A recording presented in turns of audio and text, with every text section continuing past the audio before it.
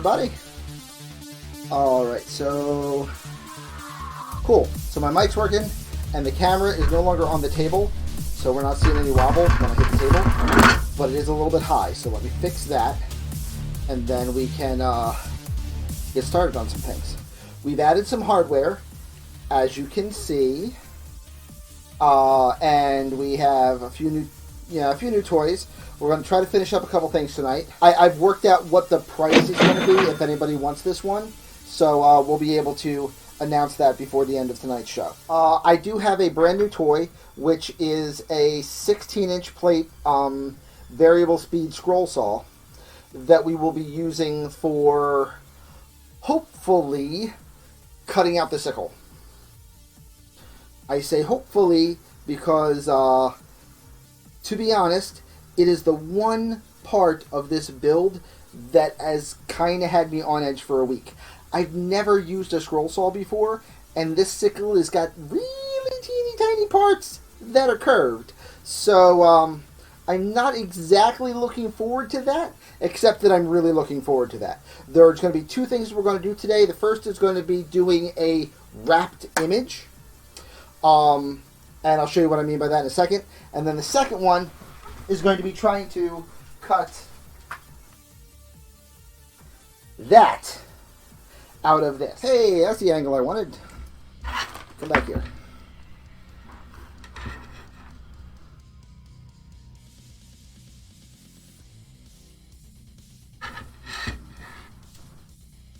Elite Dangerous. What kind of ship is it? And are you a goodie or a baddie?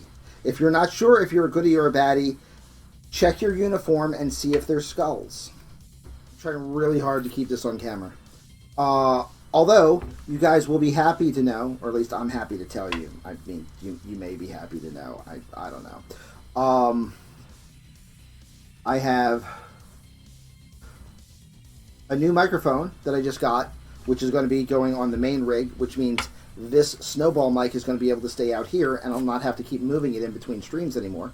Also, I picked up an extra crappy camera, because while this one stays here all the time, that one is my main camera from my main gaming rig, which I have to move over and reset the settings for every single time we do one of these.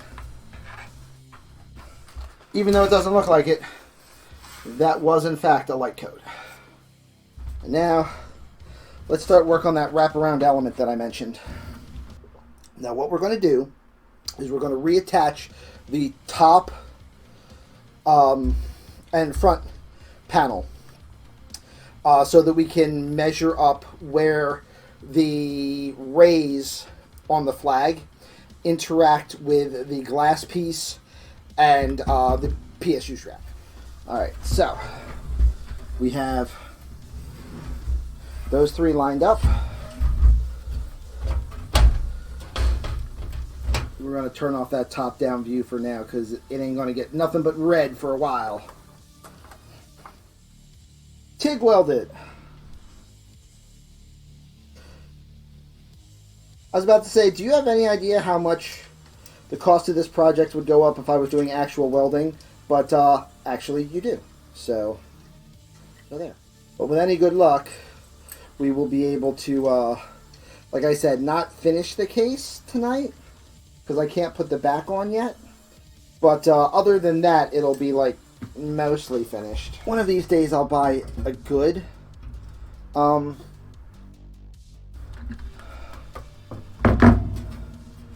pop rivet gun instead of, first available. That should pay for a few rivets. Thank you, Tasha. How are you doing tonight? I'm stuck. Wow, this might be over really quick. I might have just, popped my rivet gun. Anybody have a trick for getting a stem out of a pop rivet gun when it gets stuck? Asking for a friend who may have a stuck pop rivet gun. And this is one tool that I don't have a backup for. Unscrew the tip? No, I did. Here's the tip. I thought that would do it. It did not. Alright, well maybe I get a better pop rivet gun. You know. Bright sides and all that. The good news is, this is together enough for us to do the next step. I think. I'm pretty sure. Give the post a good hard whack with a hammer? I mean, sure.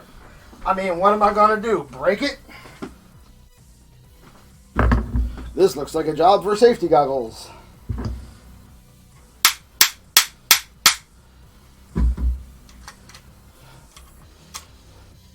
Nope, that just made it not stick out.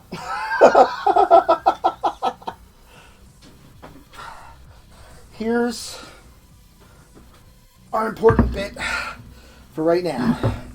Okay?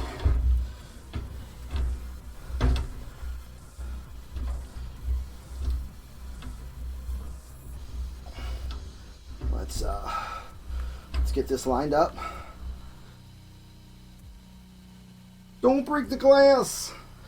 Well, I wasn't going to, but now that you mentioned it, let's just make sure it stays put, shall we?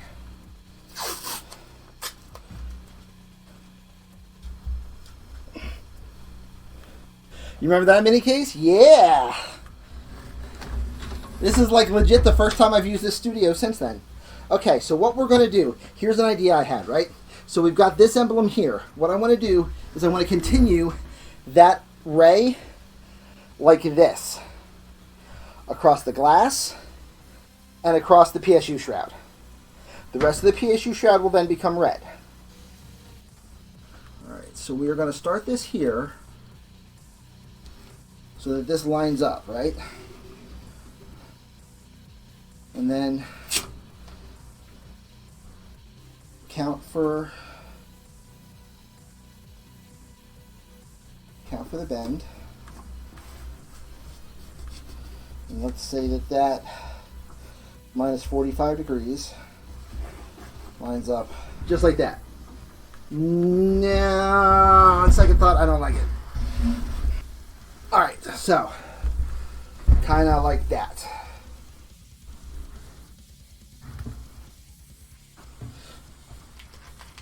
We now have two pieces we're going to work with. The glass and the shroud. Alright, so what we want is we want this to stay yellow while everything else goes red.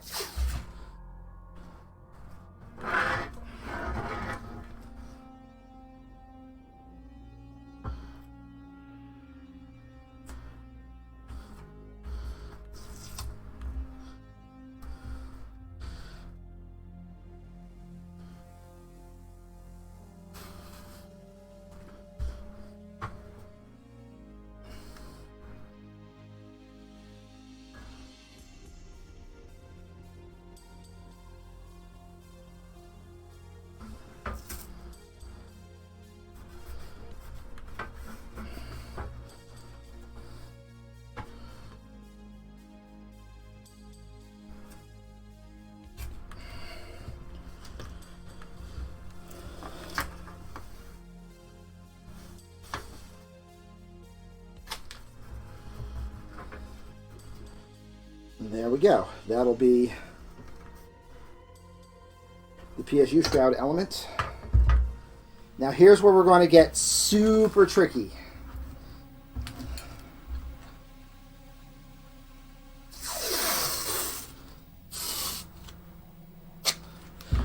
Any money they're willing to part with, I'm willing to take. I understand that mentality.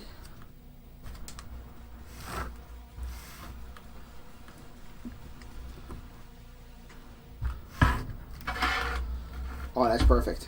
There we go.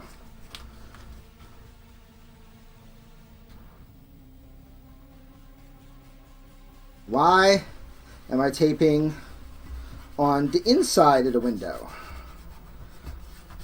I hear you ask. And I'm glad that you asked. That's a very good question. Because, yep, we're going to paint the inside of the glass to continue the stripe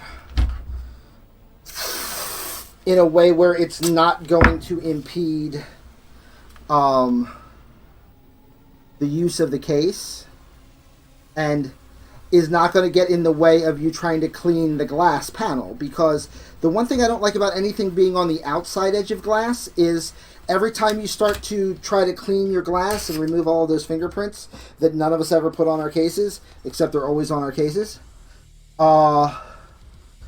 you start to lose that edge. You'll start to break down the paint line. So if I spray it on the inside, it has a much better chance of survival. Never worry about using too much tape. Tape is cheap. It is the cheapest material you're going to work with. If you need to use something too many times, you want it to be tape. You need to rebuy a second thing of something to finish a project, you want it to be tape. The camera can kind of like literally see through the paint. You want that really, really, really fine dusting on there the first time. Because that first layer is literally just there so that the rest of the layers have something to hold on to. Very careful with that industrial high-speed fingernail trimmer. I know, right? Alright, so I'm going to mute the mic. Because no one likes to hear a grown man cry when he loses a finger. And I'll see you guys in just a second.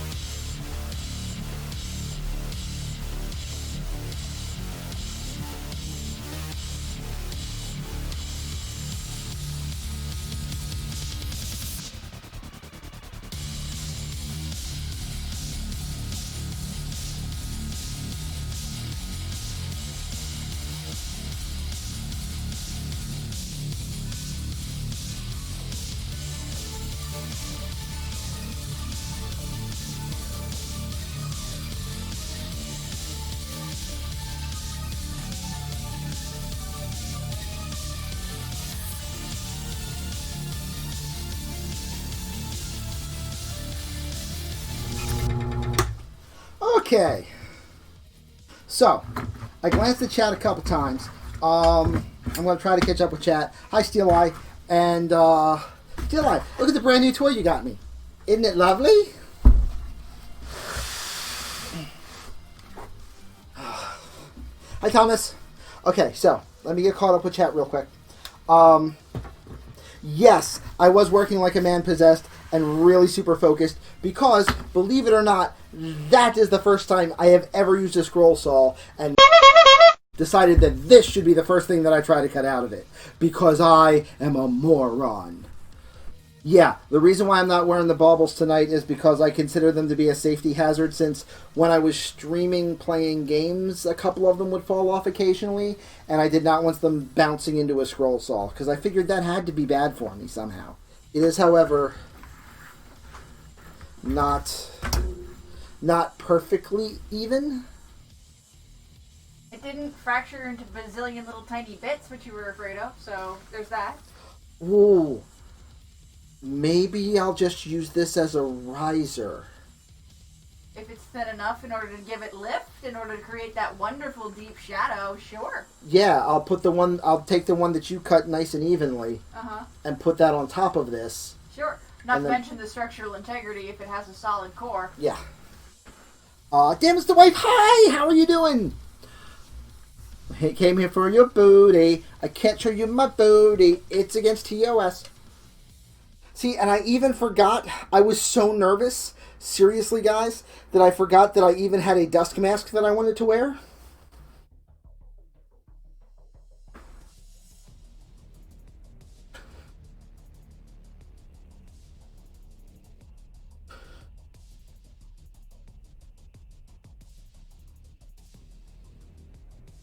Because my new Bane mask came in. So I can have a Bane mask when I'm trying to make sure that I can breathe. Come here, Slappy. Tesla wasn't Russian. Correct. However, in the Command & Conquer Red Alert series, Tesla defects to the Soviet side and develops weapons for the Soviets, a la a reversal of Einstein defecting to the Allied side. So in the game, there is a ton of specialized weaponry, which the coolest of which, without question, is the Tesla coils. So, we took a 3-inch plasma ball. My intention had been to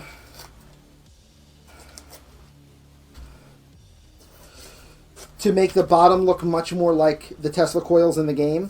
However, the mechanics of this Tesla coil aren't exactly the smallest thing. So without trying to like completely reverse engineer the thing from scratch, I was unable to do that. Now, I hear what you're saying.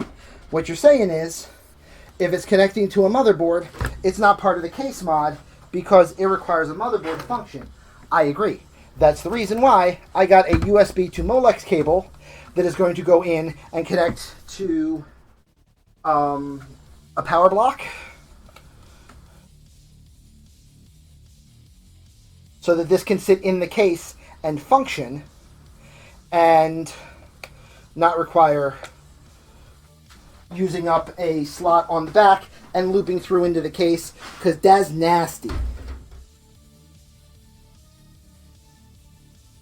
I highly recommend a piece of Velcro. Oh, it's going to get it's going to get sticky taped down. It's going to be sticking and staying where I put it. Here is the absolutely beautifully cut hammer and sickle that FCG made, which, as you can see, is much more even than the one that I botched. I mean, I'm not keeping this one for me, so my hope is that somebody will be interested in it enough to want to purchase it. Not necessarily somebody in this room, I'm just saying once it goes up on YouTube. Whoops. Hopefully somebody will want to purchase it. Although I do know that Morden was super excited about the fact that the Soviet case was the one that got picked. So he may be looking to try to snag it himself. Putin would be proud.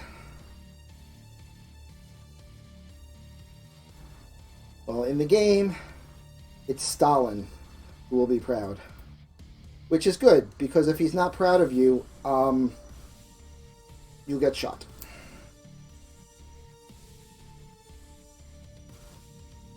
Although, by the end of the game, he gets poisoned. So, spoilers.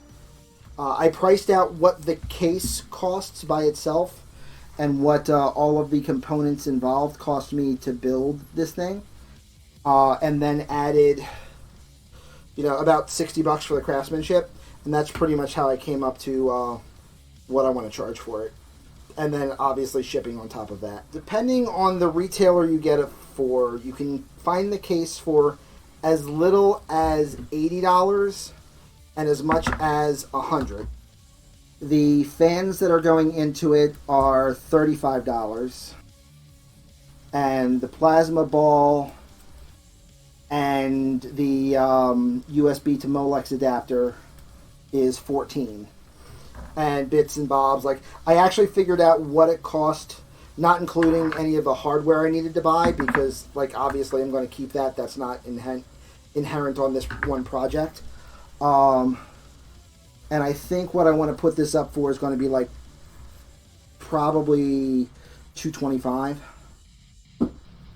Again, plus shipping. Shipping's going to be one of the reasons why I want to do cases instead of finished PCs is they weigh about half the weight. So the shipping is a lot easier to deal with.